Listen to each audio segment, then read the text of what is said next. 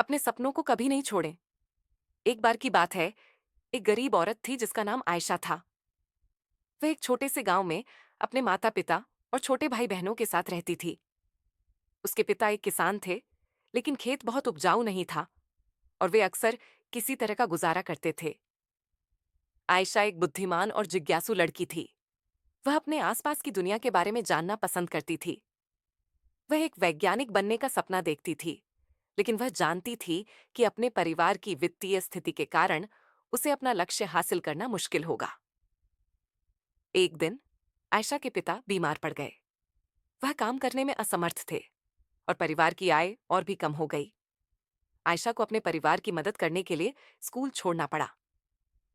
आयशा ने अपने परिवार का समर्थन करने के लिए कड़ी मेहनत की। उसने घरों की सफाई और खेतों में काम करने जैसे अजीब अजीब काम किए। उसने स्थानीय बाजार में सब्जियां बेचना भी शुरू किया। अपनी व्यस्त दिनचर्या के बावजूद आयशा ने वैज्ञानिक बनने के अपने सपने को कभी नहीं छोड़ा।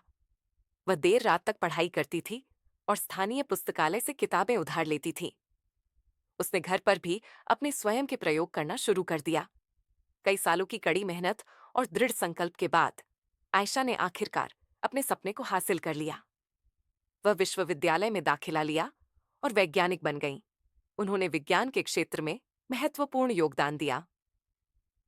आयशा की कहानी हम सभी के लिए एक प्रेरणा